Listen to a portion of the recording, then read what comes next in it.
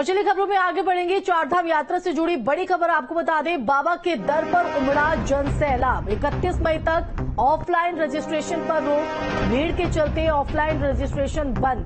तो यात्रा रूट में कई जगहों पर जाम जो है वो देखा जा रहा है। लगातार दिनों दिन संख्या जो है वो श्रद्धालु की बढ़ती हुई, और अब ऐसे में बढ़ती भीड़ को देखते हुए ये बड़ा फैसला 31 मई तक ऑफलाइन रजिस्ट्रेशन पर रोक लगाई गई है। पहले ये रोक 19 मई तक थी, लेकिन अब समय अवधि को बढ़ा दिया गया है। भीड़ के चलते ये बड़ा फैसला यहां पर शासन और प्रशासन की तरफ से। तो यात्रा रूट में कई जगहों पर जाम जैसी स्थिति जो है वो देखी जा रही है, जिसको लेकर प्रशासन की तरफ से कदम उठाए जा रहे हैं। चारधाम में अत्यधिक पूरे देश के लोगों का आना हो रहा है। श्रद्धालु तीर्थयात्री बड़ी संख्या में आ रहे हैं और अभी चारधाम यात्रा पूरी तरह से व्यवस्थित हो गई है। लेकिन ये जरूर है कि पिछले सालों की तुलना में ये जो आने वाले श्रद्धालु हैं वो दुगने से भी ज्यादा हैं। और बहुत सारे श्रद्धालु ऐसे हैं कि जो अपने अपने राज्यों से यहाँ आ गए हैं, वो ऋषिकेश में रुके हैं, कुछ हरिद्वार में है, कुछ विकासनगर में है, उन्होंने हॉल्ट किया हुआ है। तो आपका प्रयास है कि जो लोग यहाँ पहुंच गए हैं, जैसे ही वहाँ ऊपर व्यवस्था बनती है तो उनके भी दर्शन करवाए जा रहे हैं। स्टेप बाय स्टेप और अलग अलग 3-4 चरणों में अभी तक लोगों को भेजा गया है।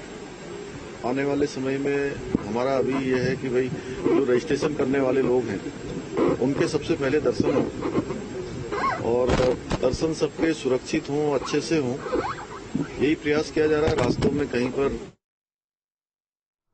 तो अब चारधाम यात्रा से जुड़ी 5 तस्वीरें आपके टीवी स्क्रीन पर हम दिखाते हैं, जहां पर आप हर एंगल से इस यात्रा की तस्वीर को आप देख सकते हैं। तो यात्रा लगातार जारी है। केदारनाथ में भक्तों का सैलाब किस कदर उमड़ रहा है वो आप तस्वीर में देख सकते हैं। वहीं प्रशासन हालातों पर नजर बनाए हुए हैं, व्यवस्थाओं को लगातार दुरुस्त किया जा रहा है। वहीं पुलिस भी पूरी तरीके से अलर्ट मोड पर है। एसपी देहात ने रुड़की में चेक पोस्ट का निरीक्षण किया।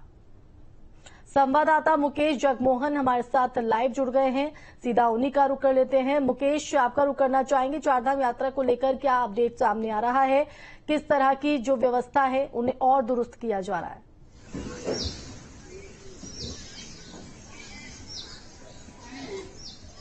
जी बिल्कुल, देखिए जो 10 मई से चारधाम यात्रा की शुरुआत हुई है, उसके बाद लगातार जो है उत्तराखंड में जो यात्रियों का जो संख्या है वो लगातार बढ़ती जा रही है। और केदारनाथ, बद्रीनाथ और गंगोत्री यमुनोत्री की बात करें तो वहां पर अधिक से अधिक संख्या में प्रत्येक दिन यात्री वहां पे आ रहे हैं। अगर हम उत्तरकाशी जिले की बात करें तो यहाँ पे बहुत अहम हो जाता है, क्योंकि यहाँ पे एक जिले में 2 धाम है और 2 धामों की वजह से यहाँ पर जो यात्रा की संख्या है, जो यात्रियों का दबाव है, दिन रात बढ़ता जा रहा है। और पिछले जब 5-6 दिनों में यात्रा की संख्या ज्यादा हुई, यात्रा की स्थिति यहाँ पे गड़बड़ाई, तो मुख्यमंत्री को खुद मैदान पे उतरना पड़ा और उन्होंने यमुनोत्री और गंगोत्री धाम की मॉनिटरिंग खुद की और बड़कोट में आके उन्होंने जो अधिकारी है उनसे भी बात करके और यात्रा रूट को सीमित करने की बात भी की। उन्होंने कहा कि जो यात्री बिना रजिस्ट्रेशन के उत्तराखंड में आ रहे हैं उनको ऋषिकेश या हरिद्वार में रोका जाए और चारधाम रूटों पे जो दबाव बढ़ रहा है, जो वाहनों की संख्या अधिक बढ़ रही है, उनको कम किया जाए। अब जाके जब मुख्यमंत्री ने खुद इसमें अपना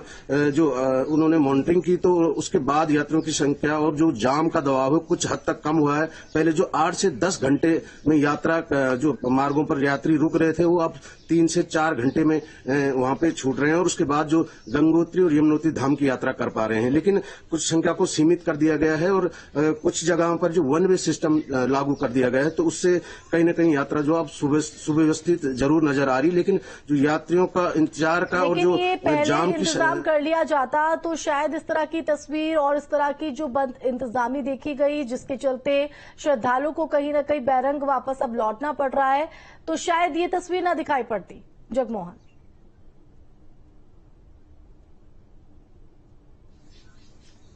जी बिल्कुल, अगर ये इंतजाम पहले कर लिए गए होते सरकार की तरफ से, और जो गंगोत्री यमुनोत्री धाम की बात करें, सबसे ज्यादा अभिस्थाएं जो है वो यमुनोत्री धाम में हुई। कई किलोमीटर जाम लग गया, पैदल मार्गों पर यात्री कई घंटों तक फंसे रहे, और उसके बाद जब मुख्यमंत्री को खुद मैदान पर उतरना पड़ा, उन्होंने खुद यात्रा व्यवस्थाएं संभाली, तो अब जाके कुछ हद तक यात्रा व्यवस्थाएं पटरी पर आई। लेकिन सबसे बड़ी बात यह कि जो रजिस्ट्रेशन के बिना जो यात्री गंगोत्री यमुनोत्री धाम की यात्रा पर आ रहे हैं, उन पर रोक लगा दी गई है, उनको कम कर दिया गया है, और जो बिना रजिस्ट्रेशन के उनको यात्रा धामों पर नहीं आने दिया जा रहा है। दूसरी बात यह है कि जो यमुनोत्री धाम की बात करें तो वहां पे 800 घोड़ा खच्चर एक दिन में जो है वो सीमित संख्या में वहां पर आएंगे, और उसके बाद 300 जो डंडी कंडी वाले जो पैदल मार्ग पर चलते हैं उनको 300 की संख्या सीमित कर दिया गया, और धारा 144 वहां पर लागू कर दी गई है कि इस नियम को कड़ाई से पालन किया जाए। यह जो मंदिर परिसर है उसमें 1 घंटे से भी 1 घंटे का समय वहां पे दिया गया है, और 1 घंटे में ही यात्री दर्शन करेंगे, उसके बाद उनको वहां से जाना होगा। तो कहीं न कहीं